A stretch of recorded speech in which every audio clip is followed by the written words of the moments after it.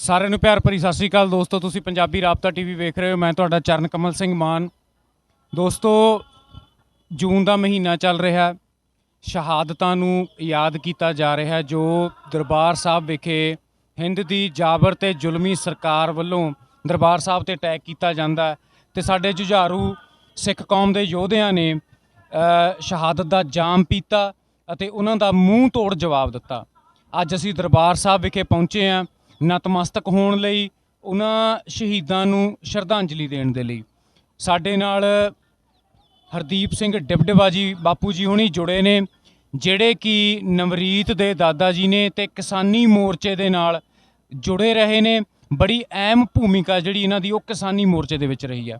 ਸੋ ਬਾਪੂ ਜੀ ਹੁਣਾਂ ਨਾਲ ਗੱਲਬਾਤ ਕਰਾਂਗੇ, ਵਿਚਾਰ ਚਰਚਾ ਕਰਾਂਗੇ ਜੂਨ ਦੇ ਮਹੀਨੇ ਬਾਰੇ, ਸ਼ਹਾਦਤਾਂ ਬਾਰੇ, ਕੁਝ ਰਾਜਨੀਤੀ ਬਾਰੇ ਤੇ ਕਿਸਾਨੀ ਬਾਰੇ। ਸੋ ਆਜੋ ਬਾਪੂ ਜੀ ਦਾ ਸਵਾਗਤ ਕਰਦੇ ਹਾਂ। ਸਤਿ ਸ਼੍ਰੀ ਅਕਾਲ ਬਾਪੂ ਜੀ। ਸਤਿ ਸ਼੍ਰੀ ਅਕਾਲ ਜੀ। ਸਤਿ ਸ਼੍ਰੀ ਅਕਾਲ। ਕੀ ਹਾਲ ਚਾਲ ਆ? ਸੇ ਠੀਕ ਹੈ ਜੀ? ਠੀਕ ਹੈ ਜੀ, ਠੀਕ ਹੈ, ਵਧੀਆ। ਬਾਪੂ ਜੀ, ਜੂਨ ਦਾ ਮਹੀਨਾ ਚੱਲ ਰਿਹਾ। ਹਰੇਕ ਵਾਰ ਜਦੋਂ ਵੀ ਜੂਨ ਦਾ ਮਹੀਨਾ ਆਉਂਦਾ ਸਾਨੂੰ 84 ਯਾਦ ਆਉਂਦੀ ਹੈ ਤੇ 84 ਦੇ ਜ਼ਖਮ ਨੇ ਜਿਹੜੇ ਉਹ ਹਜੇ ਵੀ ਅੱਲੇ ਨੇ, ਨਾਸੂਰ ਬਣ ਗਏ ਨੇ। ਕਿਵੇਂ ਦੇਖਦੇ ਹੋ ਇਹਨੂੰ? ਮੈਂ ਜਦੋਂ 1984 'ਚ ਪਹਿਲੀ ਵਾਰ ਆਇਆ, ਮੇਰੇ ਖਿਆਲ 21-22 ਜੂਨ ਨੂੰ ਮੈਂ ਆ ਗਿਆ ਸੀਗਾ। ਉਦੋਂ ਸਾਰਾ ਕੁਛ ਹੱਲੇ ਉਵੇਂ ਹੀ ਅਕਾਲ ਤਖਤ ਸਾਹਿਬ ਟੱਠਾ ਸੀ, ਡਿਓੜੀ ਦੇ ਵਿੱਚ ਉਵੇਂ ਹੀ ਪਾੜ ਪਏ ਸੀ, ਬਹੁਤ ਸਾਰਾ ਮਲਬਾ ਸੀ ਉੱਥੇ। ਉਵੇਂ ਹੀ ਪਰਿਕਰਮਾ ਦੇ ਵਿੱਚ ਬਹੁਤ ਸਾਰੀਆਂ ਸਮਾਨ, ਮਿਲਟਰੀ ਵਾਲਿਆਂ ਦੀਆਂ ਟੋਪੀਆਂ, ਵਰਦੀਆਂ, ਬੂਟ ਐਵੇਂ ਪਏ ਸੀ ਖਿਲਰੇ। ਔਰ ਸੰਗਤਾਂ ਨੂੰ ਥੋੜ੍ਹੀ ਥੋੜ੍ਹੀ ਗਿਣਤੀ ਵਿੱਚ ਲਿਆਇਆ ਜਾਂਦਾ ਸੀਗਾ ਇੱਥੇ, ਔਰ ਦਰਸ਼ਨ ਕਰਕੇ ਲੋਕਾਂ ਨੂੰ ਮੋੜ ਦਿੱਤਾ ਜਾਂਦਾ ਸੀ। ਅਤੇ ਅਸੀਂ ਵੀ ਆਏ ਉਦੋਂ ਯੂਪੀ ਤੋਂ, ਅਤੇ ਉਹ ਮੰਜ਼ਰ ਜਿਹੜਾ ਸੀ ਉਹ ਬਹੁਤ ਹੀ ਦਿਲ ਦਹਿਲਾ ਦੇਣ ਵਾਲਾ ਸੀ। ਲੋਕ ਜਿਸ ਤਰ੍ਹਾਂ ਭਾਵੁਕ ਹੁੰਦੇ ਸੀਗੇ ਅਕਾਲ ਤਖਤ ਸਾਹਿਬ ਦੇ ਸਾਹਮਣੇ ਖੜ੍ਹ ਕੇ, ਦਰਸ਼ਨੀ ਡਿਓੜੀ ਦੇ ਸਾਹਮਣੇ ਖੜ੍ਹ ਕੇ ਅਕਾਲ ਤਖਤ ਦੇ ਮਲਬੇ ਦੇ ਟੁਕੜੇ ਚੁੱਕ ਕੇ ਘਰਾਂ ਨੂੰ ਲਿਜਾਂਦੇ ਸੀ ਜਾਂ ਇਸ ਤਰ੍ਹਾਂ ਦੀ ਜੇ ਕਰਦੇ ਸੀਗੇ। ਅਤੇ 1984 ਤੋਂ ਲੈ ਕੇ ਅੱਜ ਹੁਣ 2021 ਆ ਗਿਆ। ਮੇਰੇ ਖਿਆਲ ਇਹ ਤਾਂ ਹਰ ਸਿੱਖ ਦੇ ਜ਼ਹਿਨ 'ਚੋਂ ਇਹ ਚੀਜ਼ ਨਿਕਲ ਨਹੀਂ ਸਕਦੀ ਵੀ ਜਿਹੜਾ ਵੀ ਉਸ ਦੌਰ ਵਿੱਚੋਂ ਗੁਜ਼ਰਿਆ ਹੈ 1984 ਤੋਂ, ਉਸ ਤੋਂ ਬਾਅਦ ਜਿਹੜਾ ਸੰਘਰਸ਼ ਹੋਇਆ ਸਿੱਖਾਂ ਦਾ।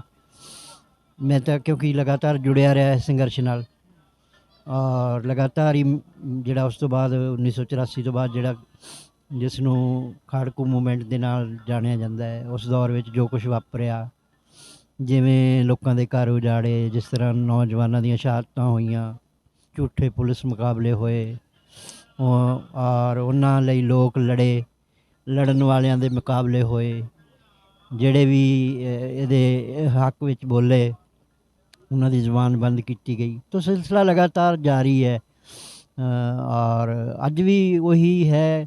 ਕਦੀ ਥੋੜ੍ਹੇ ਦੇਰ ਲਈ ਚੀਜ਼ਾਂ ਥੰਮ ਜਾਂਦੀਆਂ ਨੇ, ਕਦੀ ਫਿਰ ਉਹੀ ਸਿਲਸਿਲਾ ਸ਼ੁਰੂ ਹੋ ਜਾਂਦਾ ਹੈ। ਅਤੇ ਸਰਕਾਰਾਂ ਵਾਰੀ ਵਾਰੀ ਸਾਡੇ ਇਮਤਿਹਾਨ ਲੈਂਦੀਆਂ ਨੇ, ਵਾਰੀ ਵਾਰੀ ਸਾਨੂੰ ਪਰਖਦੀਆਂ ਨੇ।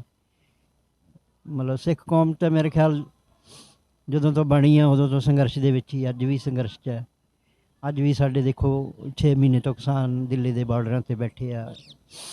ਉੱਥੇ ਵੀ ਬਹੁਤ ਸਾਰੀਆਂ ਸ਼ਹਾਦਤਾਂ ਹੋਈਆਂ, ਜਿਨ੍ਹਾਂ ਵਿੱਚੋਂ ਨਵਰੀਤ ਦੀ ਸ਼ਹਾਦਤ ਜਿਹੜੀ ਆ ਉਹ ਸਿੱਧੇ ਟਕਰਾਅ ਵਿੱਚ ਹੋਈ ਹੈ।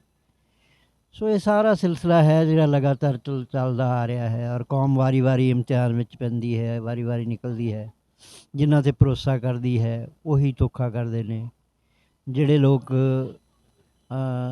ਜਿਹੜੇ ਇਸ ਬਲੂ ਸਟਾਰ ਲਈ ਜ਼ਿੰਮੇਵਾਰ ਲੋਕ ਸੀਗੇ, ਜਿਨ੍ਹਾਂ ਦੀ ਬਦੌਲਤ ਇਹ ਸਾਰਾ ਮਾੜਾ ਵਾਪਰਿਆ, ਉਹ ਫਿਰ 20-20 ਸਾਲ ਰਾਜ ਕਰ ਗਏ ਇਸ ਪੰਜਾਬ ਦੇ ਵਿੱਚ।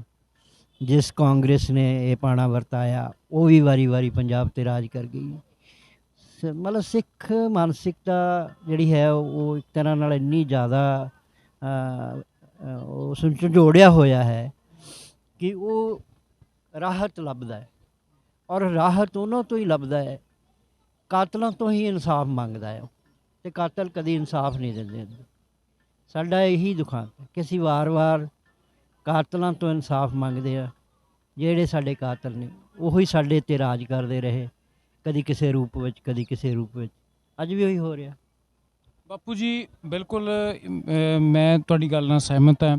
ਇੱਕ ਮਨੋਵਿਗਿਆਨਿਕ ਹਮਲਾ ਆਪਾਂ ਕਹਿ ਸਕਦੇ ਹਾਂ ਜਿਹੜਾ ਸਾਡੀ ਕੌਮ 'ਤੇ ਹੋਇਆ ਮਾਨਸਿਕ ਤੌਰ 'ਤੇ ਤੋੜਨ ਦੇ ਲਈ। ਅਤੇ ਹੈਰਾਨੀ ਇਸ ਗੱਲ ਦੀ ਹੈ, ਮਤਲਬ ਕੁਝ ਸਾਡੇ ਹੀ ਆਪਣੇ ਜਿਹੜੇ ਪਰਿਵਾਰ ਸਿੱਖੀ ਕੌਮ ਨੂੰ ਸੰਬੰਧਿਤ ਰੱਖਦੇ ਨੇ, ਧਰਮ ਨੂੰ ਸੰਬੰਧਿਤ ਰੱਖਦੇ ਨੇ, ਉਹਨਾਂ ਵਿੱਚ ਵੀ ਇਹ ਪ੍ਰਚਾਰਿਆ ਗਿਆ ਵੀ ਜੇ ਸੰਤ ਜਰਨੈਲ ਸਿੰਘ ਖਾਲਸਾ ਜੀ ਭਿੰਡਰਾਂ ਵਾਲੇ ਦਰਬਾਰ ਸਾਹਿਬ 'ਚ ਨਾ ਬੈਠਦੇ ਤਾਂ ਇਹ ਦੁਰਗਤੀ ਜਾਂ ਇਹ ਬੇਅਦਬੀ ਨਹੀਂ ਸੀ ਹੋਣੀ।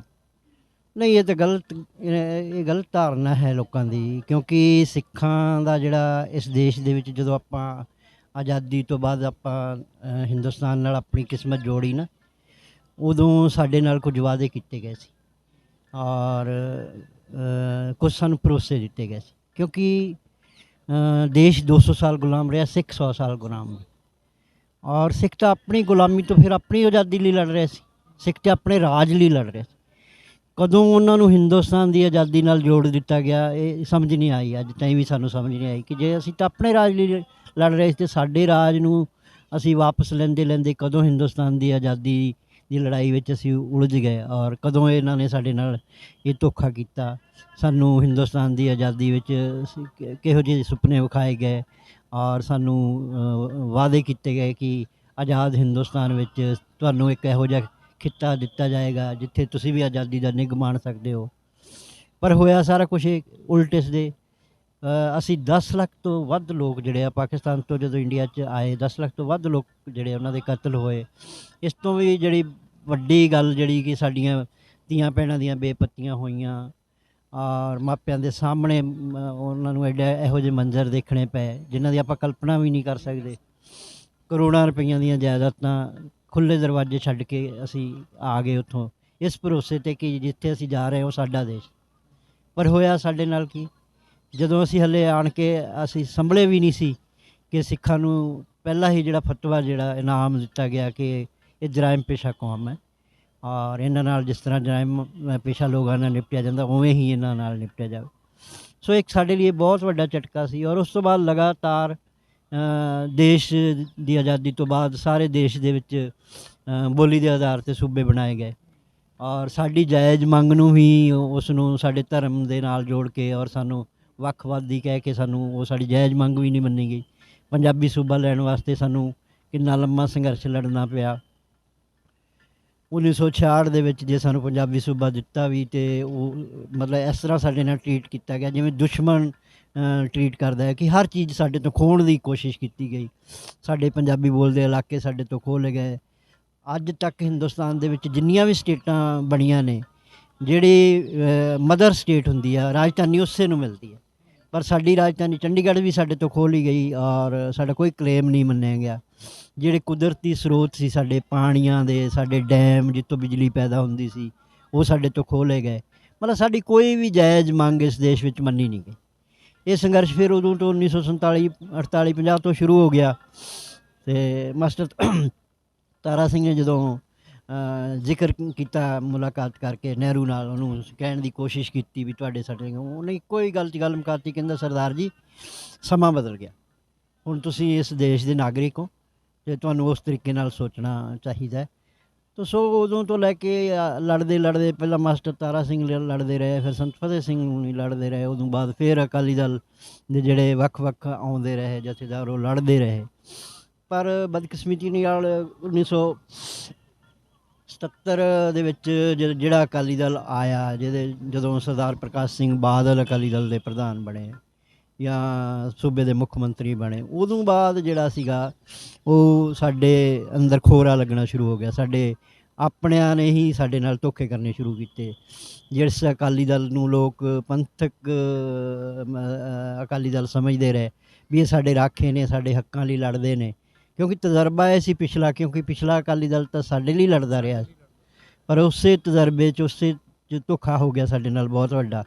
ਔਰ ਪੰਥਕ ਪਹਿਰਾਵੇ ਦੇ ਵਿੱਚ ਇਹਨਾਂ ਨੇ ਸਾਡੇ ਨਾਲ ਬਹੁਤ ਵੱਡਾ ਕੁਛ ਗਦਾਰੀਆਂ ਕੀਤੀਆਂ ਔਰ ਇੱਥੋਂ ਤੱਕ ਚਲੇ ਗਏ ਕਿ ਇਹਨਾਂ ਨੇ ਦਰਬਾਰ ਸਾਹਿਬ 'ਤੇ ਹਮਲਾ ਵੀ ਕਰਵਾਤਾ ਔਰ ਅਕਾਲ ਤਖਤ ਵੀ ਢਵਾਤਾ। ਸਭ ਕੁਛ ਕੀਤਾ, ਕੀ ਨਹੀਂ ਕੀਤਾ। ਮੈਂ ਤਾਂ ਅਕਸਰ ਕਿਆ ਕਰਦਾ ਵੀ ਦੁਸ਼ਮਣਾਂ ਨਾਲ ਅਸੀਂ ਗਿਲਾ ਕੀ ਕਰੀਏ, ਵੀ ਜਿਹੜੇ ਸਾਡੇ ਆਪਣੇ ਜਿਨ੍ਹਾਂ ਨੂੰ ਅਸੀਂ ਸਮਝਦੇ ਸੀ ਉਹਨਾਂ ਨੇ ਤਾਂ ਸਾਡੇ ਨਾਲ ਉਹ ਕੀਤੀ ਜਿਹੜੀ ਕਿਸੇ ਨੇ ਨਹੀਂ ਕਰਨੀ। ਹਾਂ, ਤੋ ਇਸ ਕਰਕੇ ਇਹ ਸਾਰੀ ਸਾਡੀ ਕਹਾਣੀ ਹੈ, ਇਹਨੂੰ ਕਿੰਨੀ ਵਾਰੀ ਕਹੀਏ, ਕਿਵੇਂ ਕਹੀਏ, ਇਹ ਤਾਂ ਲਗਾਤਾਰ ਸਾਡੇ ਪਹਿਲੇ ਵੀ ਜਿਹੜੇ ਸਾਡੇ ਤੋਂ ਬਜ਼ੁਰਗ ਸੀ ਉਹ ਵੀ ਐਵੇਂ ਹੀ ਲੜਦੇ ਔਰ ਆਪਣੀ ਗੱਲ ਕਹਿੰਦੇ ਗਏ। ਉਹੀ ਸਾਡੇ ਮੋਢਿਆਂ 'ਤੇ ਆ ਗਈ ਗੱਲ, ਜ਼ਿੰਮੇਵਾਰੀ ਅਸੀਂ ਲੜੀ ਜਾਂਦੇ ਹਾਂ। ਹੁਣ 40 ਸਾਲ ਤੋਂ ਅਸੀਂ ਲੜੀ ਜਾਂਦੇ ਹਾਂ ਔਰ ਆਉਣ ਵਾਲੀ ਪੀੜ੍ਹੀ ਲਈ ਅਸੀਂ ਕੁਛ ਨਹੀਂ ਦੇ ਕੇ ਜਾ ਪਾ ਰਹੇ। ਸਾਨੂੰ ਇੰਝ ਲੱਗਦਾ ਵੀ ਉਹਨਾਂ ਲਈ ਵੀ ਅਸੀਂ ਇੱਕ ਲੜਾਈ ਹੈ, ਇੱਕ ਜੰਗ ਹੈ ਉਹਨਾਂ ਲਈ ਜਿਹੜੀ ਅਸੀਂ ਛੱਡ ਕੇ ਜਾਵਾਂਗੇ। ਔਰ ਸਭ ਤੋਂ ਸਾਡੇ ਲਈ ਜਿਹੜੀ ਦੁਖਦ ਹੈਗੀ ਆ ਗੱਲ ਉਹ ਹੈ ਕਿ ਜਿਸ ਦੇਸ਼ ਨੂੰ ਅਸੀਂ ਆਜ਼ਾਦ ਕਰਾਇਆ, ਸਾਨੂੰ ਉਸ ਦੇਸ਼ ਦੇ ਵਿੱਚ ਇੱਕ ਨੁੱਕਰ ਦੇ ਵਿੱਚ ਧੱਕ ਦਿੱਤਾ ਗਿਆ ਵੀ ਸਾਨੂੰ ਸਿਰਫ ਪੰਜਾਬ ਤੱਕ ਮਹਿਦੂਦ ਕਰਨ ਦੀ ਕੋਸ਼ਿਸ਼ ਕੀਤੀ ਜਾਂਦੀ। ਵੀ ਸਾਰਾ ਹਿੰਦੁਸਤਾਨ ਜਿਹੜੇ 'ਚ ਅਸੀਂ ਆਜ਼ਾਦ ਹੋਏ ਆ, ਉਦੋਂ ਸਾਡਾ ਜਿਹੜਾ ਮੰਨਿਆ ਗਿਆ ਹਿੱਸਾ ਸੀ ਉਹ 13% ਸੀਗਾ। ਜਿਹੜਾ 3 ਵੰਡ ਹੋਈ ਸੀਗੀ ਕਮਿਊਨਲ ਅਵਾਰਡ ਦੇ ਤਹਿਤ, ਉਹਦੇ ਵਿੱਚ ਹਿੰਦੂ, ਮੁਸਲਮਾਨ ਅਤੇ ਸਿੱਖਾਂ ਨੂੰ ਧਿਰਾਂ ਮੰਨਿਆ ਗਿਆ ਸੀ, ਜਿਹਦੇ ਵਿੱਚ ਮੁਸਲਮਾਨਾਂ ਨੇ ਤਾਂ ਪਾਕਿਸਤਾਨ ਲੈ ਲਿਆ ਅਤੇ ਸਿੱਖਾਂ ਨੂੰ ਇੱਕ ਧਿਰ ਦੇ ਤੌਰ 'ਤੇ ਹਿੰਦੁਸਤਾਨ ਵਿੱਚ ਸ਼ਾਮਲ ਕੀਤਾ ਗਿਆ। ਔਰ ਅਸੀਂ ਧਿਰ ਸੀਗੇ ਅਤੇ ਹਿੱਸੇਦਾਰ ਸੀ ਅਸੀਂ। ਅਤੇ ਜਦੋਂ ਅਸੀਂ ਹਿੱਸੇਦਾਰ ਹੋਣ ਦੀ ਗੱਲ ਕਰਦੇ ਹਾਂ ਅੱਜ, ਤਾਂ ਸਾਨੂੰ ਫਿਰ ਇਹ ਮਾਰਨ ਪੈਂਦੇ ਵੀ ਤੁਸੀਂ ਇਹ ਗੱਲ ਵੀ ਕਿਉਂ ਕਰਦੇ, ਜਦ ਕਿ ਸਾਡਾ ਰਾਈਟ ਬਣਦਾ। ਔਰ ਅਸੀਂ ਕਦੀ ਵੀ ਨਹੀਂ ਇਹ ਚਾਹਿਆ ਕਿ ਅਸੀਂ ਇਸ ਦੇਸ਼ ਨਾਲੋਂ ਅੱਡ ਹੋਣਾ। ਸਾਨੂੰ ਧੱਕੇ ਨਾਲ ਅੱਡ ਕਰਨ ਦੀ ਕੋਸ਼ਿਸ਼ ਕੀਤੀ ਜਾ ਰਹੀ, ਕਿਉਂਕਿ ਐਡਾ ਵੱਡਾ ਦੇਸ਼, ਮੁਲਕ ਜਿਹੜਾ ਅਸੀਂ ਆਜ਼ਾਦ ਕਰਾਇਆ, ਅਸੀਂ ਤੁਹਾਨੂੰ ਇਕੱਲਿਆਂ ਨੂੰ ਦੇਖ ਕੇ ਕਿਵੇਂ ਚਲੇ ਜਾਈਏ, ਕਿਉਂਕਿ ਸਾਰੇ ਹਿੰਦੁਸਤਾਨ 'ਚ ਸਿੱਖ ਬਿਖਰਿਆ ਹੋਇਆ। ਔਰ ਫਿਰ ਸਾਡੇ ਜਿਹੜਾ ਗੁਰੂ ਨਾਨਕ ਸਾਹਿਬ ਦਾ ਫਲਸਫਾ ਹੈ ਮਜ਼ਲੂਮ ਦੇ ਨਾਲ ਖੜ੍ਹੇ ਹੋਣ ਦਾ, ਕਿ ਸਾਰੇ ਦੇਸ਼ ਵਿੱਚ ਮਜ਼ਲੂਮਾਂ ਨਾਲ ਜਿਹੜੀਆਂ ਇਹ ਜ਼ਾਲਮ ਸਰਕਾਰਾਂ ਜੋ ਕਰ ਰਹੀਆਂ, ਜੇ ਅਸੀਂ ਕਹੀਏ ਵੀ ਸਾਨੂੰ ਇਨਸਾਫ ਨਹੀਂ ਮਿਲਦਾ ਤਾਂ ਇਹ ਵੀ ਇੱਕ ਅਧੂਰਾ ਸੱਚ ਹੈ। ਇਨਸਾਫ ਤਾਂ ਇੱਥੇ ਕਿਸੇ ਨੂੰ ਵੀ ਨਹੀਂ। ਅਤੇ ਫਿਰ ਉਹ ਜਿਨ੍ਹਾਂ ਲੋਕਾਂ ਨੂੰ ਇਨਸਾਫ ਨਹੀਂ ਮਿਲਦਾ, ਔਰ ਗੁਰੂ ਨਾਨਕ ਸਾਹਿਬ ਕਹਿੰਦੇ ਆ ਵੀ ਜਿਨ੍ਹਾਂ ਲੋਕਾਂ ਨੂੰ ਇਨਸਾਫ ਨਹੀਂ ਮਿਲਦਾ, ਸਿੱਖ ਨੇ ਉਹਦੇ ਨਾਲ ਖੜਨਾ। ਗੁਰੂ ਗੋਬਿੰਦ ਸਿੰਘ ਵੀ ਸਾਨੂੰ ਇਹੀ ਸਿੱਖਿਆ ਦਿੰਦੇ ਆ। ਅਤੇ ਫਿਰ ਉਹਨਾਂ ਨੂੰ ਲੋਕਾਂ ਨੂੰ ਅਸੀਂ ਕਿਹਨਾਂ ਦੇ ਆਸਰੇ ਛੱਡ ਕੇ ਚਲੇ ਜਾਈਏ ਵੀ ਅਸੀਂ ਤਾਂ ਚਲੋ ਸਖਸ਼ਮ ਲੜ ਲੈਂਦੇ ਹਾਂ, ਆਪਣੀ ਗੱਲ ਕਹਿ ਲੈਂਦੇ ਹਾਂ, ਅਸੀਂ ਸਾਹਮਣੇ ਖੜ੍ਹ ਜਾਂਦੇ ਹਾਂ, ਅੱਜ ਵੀ ਖੜ੍ਹੇ ਹਾਂ। ਪਰ ਉਹ ਲੋਕ ਤਾਂ ਜਿਨ੍ਹਾਂ ਵਿਚਾਰਿਆਂ ਕੋਲ ਕੋਈ ਅਧਿਕਾਰ ਹੀ ਨਹੀਂ, ਰੋਟੀ ਵੀ ਉਹਨਾਂ ਨੂੰ ਉਹਨਾਂ ਦੇ ਹੱਥ 'ਤੇ ਸੁੱਟ ਕੇ ਦਿੱਤੀ ਜਾਂਦੀ ਆ। ਕਦੀ ਉਹਨਾਂ ਨੂੰ 2 ਕਿਲੋ ਦਾਲ, ਕਦੀ ਉਹਨੂੰ 5 ਕਿਲੋ ਚੌਲ, ਮਤਲਬ ਇਸ ਤਰ੍ਹਾਂ ਨਾਲ ਉਹਨਾਂ ਨੂੰ ਭਿਖਾਰੀ ਬਣਾ ਦਿੱਤਾ ਗਿਆ ਹੈ। ਔਰ ਕਦੀ ਉਹਨਾਂ ਦੇ ਖਾਤੇ 'ਚ 1500 ਰੁਪਈਆ ਪਾਤਾ, ਕਦੀ ਗੈਸ ਸਿਲੰਡਰ ਦਿੱਤਾ। ਮਤਲਬ ਇੱਕ ਤਰ੍ਹਾਂ ਨਾਲ ਜਲੀਲ ਕਰਨ ਦੀ ਇੰਤਹਾ ਹੈ ਜਿਹੜੀ ਇਸ ਦੇਸ਼ ਦੇ ਹਾਕਮਾਂ ਨੇ, ਇਸ ਦੇਸ਼ ਦੇ ਲੋਕਾਂ ਨੇ ਕੀਤੀ ਆ। ਹੁਣ ਤੁਸੀਂ ਵੇਖ ਲਓ ਕਰੋਨਾ ਕਾਲ ਦੇ ਵਿੱਚ ਕੀ ਹੋਇਆ ਸਾਡੇ ਦੇਸ਼ ਵਿੱਚ, ਵੀ ਇੰਨੀ ਬੁਰੀ ਹਾਲਤ ਵੀ ਲਾਸ਼ਾਂ ਤੱਕ ਜਿਹੜੀਆਂ ਉਹਨਾਂ ਨੂੰ ਖੱਫਣ ਨਹੀਂ ਮਿਲੇ, ਅਤੇ ਆਕਸੀਜਨ ਵਰਗਾ ਬੁਨਿਆਦੀ ਜਿਹੜੀ ਛੋਟੀ ਜਿਹੀ ਚੀਜ਼ ਹੈ ਜਿਹੜੀ ਉਹ ਨਹੀਂ ਮਿਲੀ, ਕਿਸੇ ਨੂੰ ਦਵਾਈ ਨਹੀਂ ਮਿਲੀ, ਔਰ ਹੌਸਪੀਟਲਾਂ 'ਚ ਵੈਂਟੀਲੇਟਰ ਨਹੀਂ ਹੈਗਾ। ਮਤਲਬ ਇਲਾਜ ਖੁਣੋਂ ਲੋਕ ਮਰ ਗਏ। ਐਜੂਕੇਸ਼ਨ ਜਿਹੜੀ ਆ ਉਹ ਬਿਲਕੁਲ ਪੱਠਾ ਬੈਠ ਗਿਆ ਸਾਡੀ ਦਾ, ਉਹ ਸਾਰਾ ਪ੍ਰਾਈਵੇਟ ਕਰ ਦਿੱਤਾ ਗਿਆ ਹੈ। ਜਿਹੜਾ ਦੇਸ਼ ਦੇ ਐਸੈਟਸ ਸੀਗੇ ਉਹ ਸਾਰੇ ਇਹਨਾਂ ਲੋਕਾਂ ਨੇ ਵੇਚ ਲਏ ਨੇ। ਮਤਲਬ ਕੁਛ ਵੀ ਨਹੀਂ। ਮਤਲਬ ਮੇਰੇ ਖਿਆਲ ਜੇ ਆਪਾਂ ਕਹੀਏ ਵੀ ਜਿਹੜਾ ਦੁਸ਼ਮਣ ਜਿਹਨੇ ਸਾਨੂੰ ਲੁੱਟਿਆ ਨਾ, ਉਸ ਦੀ ਲੁੱਟ ਨਾਲ ਸਾਡਾ ਕੁਛ ਨਹੀਂ ਸੀ ਵਿਗੜਿਆ। ਜਦੋਂ ਸਾਨੂੰ ਆਪਣਿਆਂ ਨੇ ਲੁੱਟਿਆ ਨਾ, ਹੁਣ ਸਾਡਾ ਕੁਛ ਨਹੀਂ ਬਚਿਆ। ਇੱਥੇ ਆ ਗਈ ਕਹਾਣੀ। ਬਾਪੂ ਜੀ ਬਿਲਕੁਲ ਤੁਹਾਡੀ ਗੱਲ ਦਰੁਸਤ ਹੈ। ਇੱਥੇ ਮੈਂ ਇਹ ਗੱਲ ਕਹੂੰਗਾ ਵੀ ਅਸੀਂ ਬਗਾਨਿਆਂ ਨਾਲ ਕੀ ਗਿਲਾ ਕਰੀਏ, ਸਾਡੇ ਆਪਣੇ ਹੀ ਸਾਨੂੰ ਲੁੱਟ ਕੇ ਬਰਬਾਦ ਕਰਕੇ ਉਸ ਕਗਾਰ, ਉਸ ਮੰਜ਼ਰ ਤੱਕ ਪਹੁੰਚਾ ਦਿੱਤਾ ਸਾਨੂੰ ਵੀ ਖੜ੍ਹੇ ਹੋਣ ਦਾ, ਜਾਂ ਮਤਲਬ ਸਾਡੇ 'ਤੇ ਲੱਤਾਂ 'ਤੇ ਉਹ ਭਾਰ ਵੀ ਨਹੀਂ ਹੈਗਾ ਹੁਣ। ਉਹ ਮਤਲਬ ਹਾਲਾਤ ਨੇ ਸਾਡੇ ਜਿਹੜੇ ਉਹ ਪਹੁੰਚੇ ਹੋਏ ਨੇ। ਪਰ ਤਰਾਸਦੀ ਬਾਪੂ ਜੀ ਤੁਹਾਨੂੰ ਇਹ ਨਹੀਂ ਲੱਗਦੀ ਹੈਗੀ ਵੀ ਜਿਨ੍ਹਾਂ ਨੇ ਸਾਡੇ ਨਾਲ ਗਦਾਰੀਆਂ ਕੀਤੀਆਂ, ਜਿਨ੍ਹਾਂ ਨੇ ਸਾਡੇ ਨਾਲ ਧੋਖੇ ਕੀਤੇ, ਜਿਹੜੇ ਆਪ ਕਰੋੜਾਂ, ਮਿਲੀਅਨ, ਬਿਲੀਅਨਸ ਡਾਲਰਸ ਦੇ ਮਾਲਕ ਬਣ ਗਏ ਅਤੇ ਉਹ ਬਣਾਇਆ ਸਾਡੇ ਲੋਕਾਂ ਨੇ ਉਹਨਾਂ ਨੂੰ, ਸਾਡੇ ਲੋਕ ਕਿਵੇਂ ਇਹਨਾਂ ਜ਼ਖਮਾਂ ਨੂੰ ਭੁੱਲ ਗਏ? ਕੀ ਮਾਨਸਿਕਤਾ ਬਣ ਗਈ ਉਹਨਾਂ ਦੀ?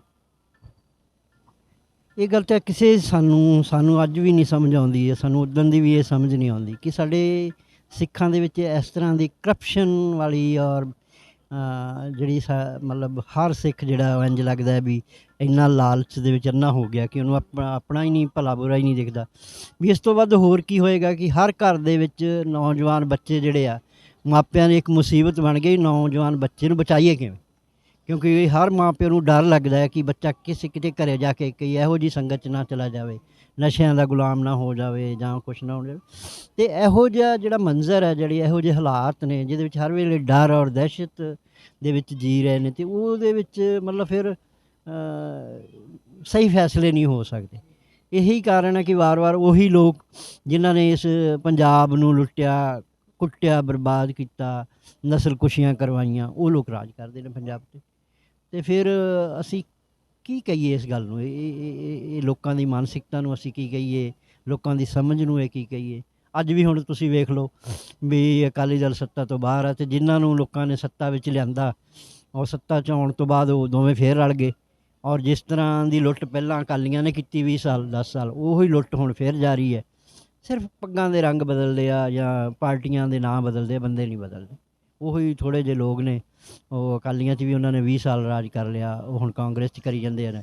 ਹੁਣ 5 ਸਾਲ ਕੁਛ ਨਹੀਂ ਦਿੱਤਾ ਪੰਜਾਬ ਨੂੰ। ਔਰ ਹੁਣ ਫੇਰ ਜਿਹੜੀ ਇਹ ਕਹਾਣੀ ਸ਼ੁਰੂ ਕੀਤੀ ਹੈ ਗੁਰੂ ਗ੍ਰੰਥ ਸਾਹਿਬ ਦੇ ਬੇਅਦਬੀਆਂ ਵਾਲੀ, ਉਹ ਵੀ ਇੱਕ ਤਰ੍ਹਾਂ ਦਾ ਲੋਕਾਂ ਦਾ ਇਮੋਸ਼ਨਲ ਬਲੈਕਮੇਲਿੰਗ ਦਾ ਹੈ। ਮੈਂ ਸਮਝਦਾ ਵੀ ਲੋਕਾਂ ਨੂੰ ਹੋਰ ਕੋਈ ਗੱਲ ਜਿਹੜੀ ਆ ਉਹਦੀ ਸਮਝ ਨਾ ਆਉਣ ਦਿੱਤੀ ਜਾਵੇ, ਸਿਰਫ ਗੁਰੂ ਗ੍ਰੰਥ ਸਾਹਿਬ ਦਾ ਹੀ ਬੇਅਦਬੀ ਕਰਕੇ ਤੇ ਲੋਕਾਂ ਨਾਲ ਇੱਕ ਵਾਰੀ ਫੇਰ ਧੋਖਾ ਕਰ ਲਿਆ ਜਾਵੇ। ਇਹੀ ਲੱਗਦਾ। ਬਿਲਕੁਲ ਬਾਪੂ ਜੀ, ਮੈਂ ਥੋੜ੍ਹੀ ਜਿਹੀ ਨਵਰੀਤ ਦੀ ਗੱਲ ਕਰੂੰਗਾ। ਸਾਨੂੰ ਸਾਰਿਆਂ ਨੂੰ, ਪੰਜਾਬ ਨੂੰ, ਲੋਕਾਂ ਨੂੰ, ਜਿੰਨੇ ਦੁਨੀਆ ਦੇਸ਼ ਦੂਰ ਦਰਾਡੇ ਜਿੱਥੇ ਵੀ ਲੋਕ ਪੰਜਾਬੀ ਵੱਸਦੇ ਨੇ, ਉਹਨਾਂ ਨੂੰ ਨਵਰੀਤ 'ਤੇ ਮਾਣ ਹੈ, ਤੁਹਾਡੇ 'ਤੇ ਮਾਣ ਹੈ। ਅਤੇ ਨਵਰੀਤ ਦੀ ਸ਼ਹਾਦਤ ਹੋ ਜਾਂਦੀ ਹੈ। ਕਿਸਾਨੀ ਮੋਰਚੇ ਨੂੰ ਵੀ 6 ਮਹੀਨੇ ਤੋਂ ਉੱਪਰ ਦਾ ਸਮਾਂ ਹੋ ਗਿਆ, ਅਤੇ ਹੁਣ ਮੌਜੂਦਾ ਜਿਹੜੇ ਹਾਲਾਤ ਨੇ ਕਿਸਾਨੀ ਦੇ ਮੋਰਚੇ ਦੇ, ਉਹਨੂੰ ਕਿਵੇਂ ਦੇਖਦੇ ਹੋ ਤੁਸੀਂ? ਦੇਖੋ, ਮੋਰਚਾ ਜਿਹੜਾ 26 ਤਰੀਕ ਤੋਂ ਜਿਹੜਾ ਪਹਿਲਾਂ ਸੀ ਮੋਰਚਾ, ਉਹ 'ਤੇ ਹੁਣ ਮੋਰਚਾ ਹੈ ਨਹੀਂ ਗਾ। ਪਰ ਉੱਥੇ ਮੋਰਚੇ ਵਿੱਚ ਬੈਠੇ ਰਹਿਣਾ ਹੀ ਆਪਣੇ ਆਪ ਵਿੱਚ ਇੱਕ ਬਹੁਤ ਵੱਡਾ ਸੁਨੇਹਾ ਹੈ ਜਿਹੜਾ ਵਿਸ਼ਵ ਨੂੰ ਜਾਂਦਾ ਹੈ।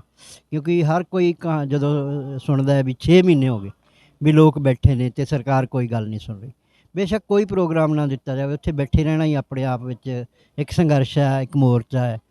ਅਤੇ ਜਿਸ ਤਰ੍ਹਾਂ ਜੇ ਆਪਾਂ ਹੁਣ ਅੱਜ ਦੀ ਤਰੀਕ ਵਿੱਚ ਦੇਖੀਏ ਵੀ ਜੇ ਸਾਡੀ ਲੀਡਰਸ਼ਿਪ ਤੋਂ ਆਪਾਂ ਉਮੀਦ ਕਰੀਏ ਵੀ ਇਹ ਕੋਈ ਪ੍ਰੈਸ਼ਰ ਬਿਲਡ ਕਰਕੇ ਸਰਕਾਰ ਤੋਂ ਕੁਛ ਮਨਵਾ ਲਏਗੀ, ਉਹ ਨਹੀਂ ਹੈਗਾ। ਹੁਣ ਤਾਂ ਸਰਕਾਰ 'ਤੇ ਜਿਹੜੇ ਦੂਸਰੇ ਪ੍ਰੈਸ਼ਰ ਨੇ, ਜਿਹੜੇ ਅੰਦਰੂਨੀ ਔਰ ਬਾਹਰੀ ਪ੍ਰੈਸ਼ਰ ਨੇ, ਉਹਨਾਂ ਪ੍ਰੈਸ਼ਰਾਂ ਥੱਲੇ ਇਸ ਫੈਸਲਾ ਹੋਣਾ ਇਸ ਦਾ ਮੋਰਚੇ ਦਾ। ਬਈ ਇੱਕ ਤਾਂ ਹੁਣ ਬੰਗਾਲ ਦੇ ਇਲੈਕਸ਼ਨ ਤੋਂ ਬਾਅਦ ਸਰਕਾਰ ਬਹੁਤ ਜ਼ਿਆਦਾ ਪ੍ਰੈਸ਼ਰ 'ਚ ਆ।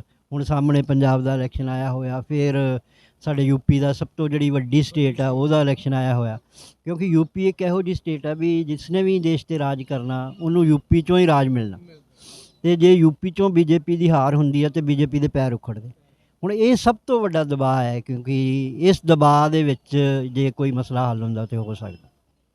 ਬਾਪੂ ਜੀ, ਨਵਰੀਤ ਦੀ ਸ਼ਹਾਦਤ ਹੋ ਜਾਂਦੀ ਹੈ, ਤੁਹਾਨੂੰ ਲੱਗਦਾ ਵੀ ਨਵਰੀਤ ਦੀ ਸ਼ਹਾਦਤ ਨੂੰ ਉਹ ਮਾਣ ਸਤਿਕਾਰ ਦਿੱਤਾ ਉੱਥੇ ਸੰਯੁਕਤ ਮੋਰਚੇ ਵਾਲਿਆਂ ਨੇ, ਰਾਜੇਵਾਲ ਸਾਹਿਬ ਵਰਗੇ ਜਿਹੜੇ ਲੀਡਰ ਨੇ ਸਾਡੇ ਸੰਯੁਕਤ ਮੋਰਚੇ ਨੇ, ਉਹਨਾਂ ਨੇ ਉਹ ਮਾਣ ਜਾਂ ਉਹ ਜੋ ਉਹਨਾਂ ਨੂੰ ਇੱਕ ਰੁਤਬਾ ਦੇਣਾ ਚਾਹੀਦਾ ਸੀ ਉਹ ਮਿਲਿਆ?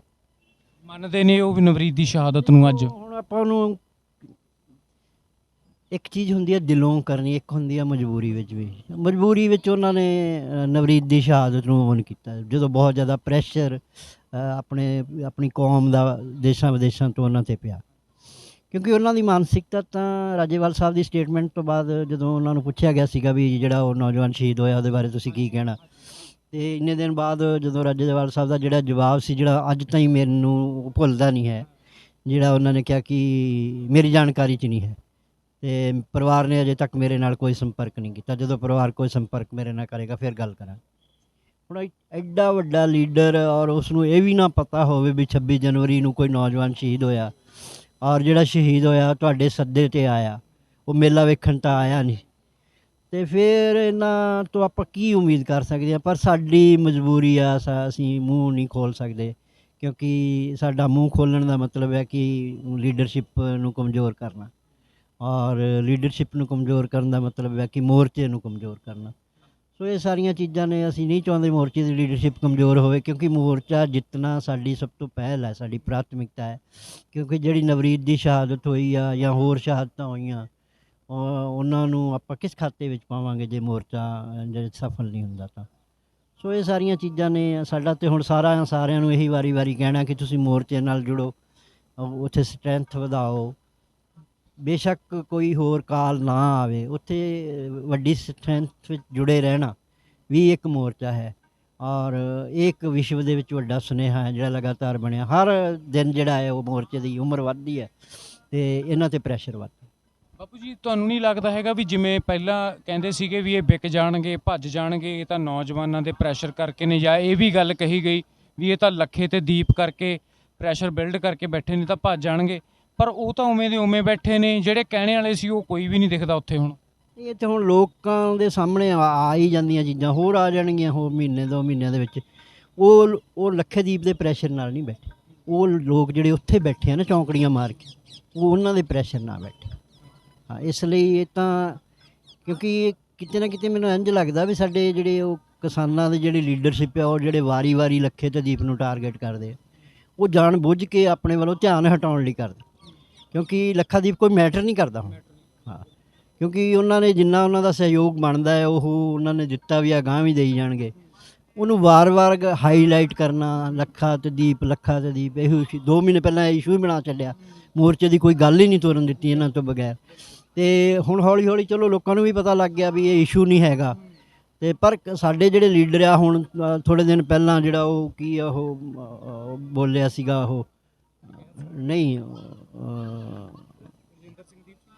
ਉਹ ਬਾਪੂ ਖੁੰਡੇ ਵਾਲਾ ਜਿਹੜਾ ਰੁਲਦੂ ਸਿੰਘ ਮਾਨ ਸਾਹਿਬ, ਵੀ ਉਹ ਇਸ ਤਰ੍ਹਾਂ ਚੁਣੌਤੀਆਂ ਦਿੰਦਾ ਜਿਵੇਂ ਜਵਾਕਾਂ ਵਾਲੀਆਂ ਗੱਲਾਂ ਕਰਦੇ। ਕੋਈ ਜ਼ਿੰਮੇਵਾਰੀ ਵਾਲੇ ਇਹਨਾਂ ਦਾ ਕੋਈ ਲੱਗਦਾ ਹੀ ਨਹੀਂ ਵੀ ਐਡੀ ਵੱਡੀ ਮੂਵਮੈਂਟ ਦੇ ਆਗੂ ਨੇ ਇਹ, ਐਡਾ ਵੱਡਾ ਮੂਵਮੈਂਟ ਦਾ ਰੁਤਬਾ ਹੈ, ਔਰ ਉਸ ਦੀ ਅਗਵਾਈ ਇਹ ਕਰ ਰਿਹਾ, ਅਤੇ ਇਹ ਜਵਾਕਾਂ ਵਾਂਗੂ ਉਹਨਾਂ ਦੀਪ ਸਿੱਧੂ ਦੇ ਅਤੇ ਲੱਖੇ ਸਿਧਾਣੇ ਦੇ ਮੰਗਰ ਪੈਂਦੇ ਆ। ਤੋ ਇਸ ਕਰਕੇ ਨਿਰਾਸ਼ਾ ਜਾਂਦੀ ਇਹਨਾਂ ਗੱਲਾਂ ਨਾਲ ਲੋਕਾਂ ਨੂੰ। ਇਹਨਾਂ ਨੂੰ ਵਾਰੀ ਅਸੀਂ ਕਿਹਾ ਵੀ ਜੇ ਕੋਈ ਗੱਲ ਕਹਿਣੀ ਹੈ ਤੁਸੀਂ ਅੰਦਰ ਬਹਿ ਕੇ ਕਹੋ, ਸਟੇਜਾਂ ਤੋਂ ਇਹੋ ਜਿਹੀਆਂ ਗੱਲਾਂ ਨਾ ਕਰੋ। ਜਿਹੜੇ ਕਹਿੰਦੇ ਇਹੋ ਜਿਹੀਆਂ ਗੱਲਾਂ ਕਰਦੇ ਆ ਉਹਨਾਂ 'ਤੇ ਕੋਈ ਕਾਰਵਾਈ ਹੋਣੀ ਚਾਹੀਦੀ ਹੈ। ਕੋਈ ਕਾਰਵਾਈ ਵੀ ਨਹੀਂ ਹੁੰਦੀ, ਫਿਰ ਆਪ ਮੁਹਾਰੇ ਬੋਲਦੇ ਨੇ ਲੋਕ, ਜਿਹਦਾ ਜੋ ਜੀ ਕਰਦਾ ਬੋਲ ਜਾਂਦਾ, ਉਹ ਫਿਰ 10 ਦਿਨ ਉਹਦੀ ਚਰਚਾ ਚੱਲਦੀ ਰਹਿੰਦੀ ਆ। ਮੈਨੂੰ ਲੱਗਦਾ ਇਸੇ 'ਚ ਇਹਨਾਂ ਨੇ ਉਹ ਭੰਬਲ ਭੂਸਾ ਜਿਹਾ ਆਪ ਹੀ ਕ੍ਰੀਏਟ ਕਰੀ ਰੱਖਦੇ, ਕਦੀ ਕੋਈ ਬੋਲ ਗਿਆ, ਕਦੀ ਕੋਈ ਬੋਲ ਗਿਆ। ਤੁਹਾਨੂੰ ਨਹੀਂ ਲੱਗਦਾ ਹੈਗਾ ਵੀ ਸਾਡੇ ਮਸਲਿਆਂ ਦਾ ਹੱਲ ਤਾਂ ਨਹੀਂ ਹੁੰਦਾ ਕਿਉਂਕਿ ਅਸੀਂ ਆਪਸ ਦੇ ਵਿੱਚ ਉਲਝ ਜਾਂਦੇ ਹਾਂ? ਉਹ ਤਾਂ ਫਿਰ ਹੈ ਹੀ, ਕਿਉਂਕਿ ਇੱਕ ਤਾਂ ਨੈਚੁਰਲ ਹੈ ਕਿ 32 ਜਥੇਬੰਦੀਆਂ, ਬੱਤੀਆਂ ਦੀ ਇੱਕ ਸੁਰ ਹੋਣਾ ਬਹੁਤ ਔਖਾ ਹੈ। ਚਲੋ ਫਿਰ ਵੀ ਅਸੀਂ ਕਹਿੰਦੇ ਤਕੜੇ ਆ, ਚੱਲ ਇੰਨਾ ਚਿਰ ਕੱਢ ਗਏ, ਇਕੱਠੇ ਆ, ਭਾਵੇਂ ਜਿੰਨੇ ਮਰਜ਼ੀ ਮਤਭੇਦ ਆ, ਅੰਦਰ ਬਹਿੰਦੇ ਆ, ਲੜਦੇ ਆ, ਬਾਹਰ ਨਹੀਂ ਹੈਗੀ ਇਹ ਗੱਲ। ਪਰ ਇਹ ਆ ਵੀ ਜਿਹੜਾ ਪ੍ਰੈਸ਼ਰ ਬਣਨਾ ਚਾਹੀਦਾ ਸੀ ਲੀਡਰਸ਼ਿਪ ਦੇ ਕੱਦ ਦਾ, ਜਾਂ ਉਹਨਾਂ ਦੀ ਹਾਈਟ ਦਾ, ਜਾਂ ਉਹਨਾਂ ਦੀ ਸੋਚ ਦਾ, ਉਹ ਨਹੀਂ ਬਿਲਡ ਹੋਇਆ, ਉਹ ਨਹੀਂ ਬਣ ਪਾਇਆ। ਇਹ ਸਾਰੀਆਂ ਚੀਜ਼ਾਂ ਹੈਗੀਆਂ। ਬਾਕੀ ਅਸੀਂ ਅਰਦਾਸ ਕਰਨ ਆਏ ਸੀ ਅੱਜ ਵੀ ਮਹਾਰਾਜ ਸਿੱਖ ਤੋਂ ਤੇਰੇ ਤੋਂ ਬਿਨਾਂ ਹੋਰ ਉਹਦਾ ਕੋਈ ਨਹੀਂ ਹੈਗਾ, ਅਤੇ ਤੁਸੀਂ ਹੀ ਹੁਣ ਕੁਛ ਇੱਥੇ ਸ਼ਹੀਦਾਂ ਦਾ ਐਡਾ ਵੱਡਾ ਹੈਗਾ ਪਹਿਰਾ, ਔਰ ਗੁਰੂ ਸਾਹਿਬਾਂ ਦਾ ਇੱਥੇ ਹੈਗਾ, ਸਾਡਾ ਇਹ ਮੱਕਾ ਹੈ। ਅਸੀਂ ਇੱਥੇ ਆ ਕੇ ਅਰਦਾਸ ਹੀ ਕਰ ਸਕਦੇ ਹਾਂ ਕਿ ਮਹਾਰਾਜ 6 ਮਹੀਨੇ ਹੋ ਗਏ ਔਰ ਤੁਹਾਡੇ ਛਤਰ ਛਾਇਆ ਹੇਠ ਹੀ ਇਹ ਚੱਲ ਰਿਹਾ ਹੈ, ਅਤੇ ਤੁਸੀਂ ਉਹ ਮਾਣ ਜਿਹੜਾ ਪੱਗ ਨੂੰ, ਪੰਜਾਬ ਨੂੰ ਦੁਨੀਆ ਭਰ ਵਿੱਚ ਦਿਵਾਇਆ ਹੈ, ਉਹ ਮਾਣ ਇਸੇ ਤਰ੍ਹਾਂ ਬਰਕਰਾਰ ਰਹੇ ਔਰ ਲੋਕ ਘਰਾਂ ਨੂੰ ਵਾਪਸ ਆ ਜਾਣ। ਬਿਲਕੁਲ ਬਾਪੂ ਜੀ। ਅਤੇ ਹੋਰ ਕੋਈ ਸਾਡੇ ਪੰਜਾਬ ਵਾਲਿਆਂ ਨੂੰ, ਨੌਜਵਾਨਾਂ ਨੂੰ ਖਾਸ ਕਰਕੇ, ਕਿਉਂਕਿ ਤੁਸੀਂ ਆਪਣੇ ਵੱਲੋਂ ਸੰਦੇਸ਼ ਹੋਰ ਕੋਈ ਦੇ ਦਿਓ? ਬਸ ਨੌਜਵਾਨਾਂ ਨੂੰ ਮੇਰਾ ਇਹੀ ਕਹਿਣਾ ਵੀ ਆਪਣੇ ਆਪ ਨੂੰ ਜਾਗਦੇ ਰੱਖੋ, ਮਤਲਬ ਕਿਸੇ ਦੇ ਬਹਿਕਾਵੇ ਵਿੱਚ ਨਾ ਆਓ। ਵੀ ਜਿਵੇਂ ਹੁਣ ਪੋਲੀਟੀਕਲ ਬਦਲ ਲੋਕ ਚਾਹੁੰਦੇ ਆ ਵੀ ਪੰਜਾਬ ਦੇ ਵਿੱਚ ਕੋਈ ਪੋਲੀਟੀਕਲ ਬਦਲ ਆਵੇ, ਅਤੇ ਅਸੀਂ ਇੱਕ ਪੋਲੀਟੀਕਲ ਬਦਲ ਦੇਣ ਦੀ ਕੋਸ਼ਿਸ਼ ਕਰ ਰਹੇ ਹਾਂ। ਲੋਕ ਅਧਿਕਾਰ ਪਾਰਟੀ ਬਣਾ ਕੇ ਅਸੀਂ ਲੋਕਾਂ ਨੂੰ ਕਿਹਾ ਵੀ ਤੁਸੀਂ, ਜੇ ਤੁਹਾਨੂੰ ਲੱਗਦਾ ਹੈ ਕਿ ਇਹ ਮਾੜੇ ਬੰਦੇ ਆ, ਤਾਂ ਤੁਸੀਂ ਆਪਣੇ ਵਿੱਚੋਂ ਚੰਗੇ ਬੰਦੇ ਚੁਣ ਕੇ ਲਿਆਓ, ਅਤੇ ਲੋਕ ਇਸ ਬਦਲ ਨਾਲ ਜੁੜਨ ਔਰ ਇਹਨਾਂ ਲੋਕਾਂ ਨੂੰ ਉਸ ਕੁਰਸੀਆਂ ਤੋਂ ਲਾਂਭੇ ਕਰਨ ਜਿੱਥੇ ਬੈਠ ਕੇ ਸਾਡੇ ਨਾਲ ਦੁਸ਼ਮਣੀਆਂ ਕਰਦੇ ਨੇ ਔਰ ਸਾਡੇ ਨਾਲ ਧੋਖਾ ਕਰਦੇ ਨੇ।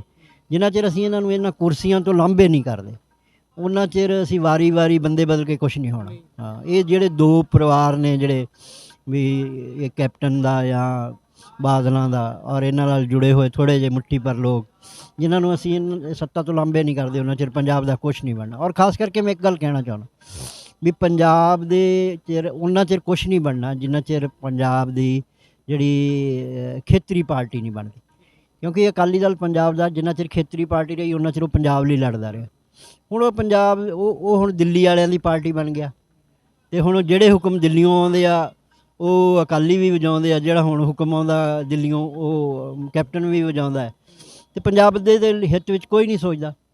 ਪੰਜਾਬ ਦੇ ਵਿੱਚ ਉਹ ਹਿੱਤ ਵਿੱਚ ਉਹੀ ਲੋਕ ਸੋਚਣਗੇ ਜਿਨ੍ਹਾਂ ਦਾ ਰਿਮੋਟ ਦਿੱਲੀ ਵਾਲਿਆਂ ਕੋਲ ਨਹੀਂ ਹੋਏਗਾ। ਹੁਣ ਕੇਜਰੀਵਾਲ ਆਇਆ ਸੀਗਾ ਜਿਹੜਾ, ਉਹ ਵੀ ਰਿਮੋਟ ਆਪਣੇ ਹੱਥ ਵਿੱਚ ਰੱਖਣਾ ਚਾਹੁੰਦਾ ਸੀ ਔਰ ਉਸ ਦੀ ਇਸੇ ਬੇਈਮਾਨੀ ਕਰਕੇ ਜਿੱਤੀ ਹੋਈ ਬਾਜੀ ਹਾਰ ਗਿਆ ਪੰਜਾਬ। ਅਤੇ ਹੁਣ ਅਸੀਂ ਚਾਹੁੰਦੇ ਹਾਂ ਵੀ ਇਹ ਵਾਰ ਜਿਹੜਾ ਧੋਖਾ ਹੋਇਆ, ਇਸ ਵਾਰ ਤੁਸੀਂ ਆਪਣੇ ਲੋਕਾਂ ਨੂੰ, ਆਪਣੇ ਨੁਮਾਇੰਦਿਆਂ ਨੂੰ ਚੰਗੇ 117 ਬੰਦੇ ਸਾਰੇ ਪੰਜਾਬ 'ਚੋਂ ਲੱਭਣੇ ਕਿੰਨੇ ਕੁ ਔਖੇ ਆ, ਵੀ ਤੁਸੀਂ 117 ਚੰਗੇ ਬੰਦੇ ਲਿਆਣ ਕੇ ਉਹਨਾਂ ਨੂੰ ਉਹਨਾਂ ਦੇ ਹੱਥਾਂ ਵਿੱਚ ਸੱਤਾ ਦਿਓ ਅਤੇ ਆਪਣੇ ਫੈਸਲੇ ਖੁਦ ਕਰੋ।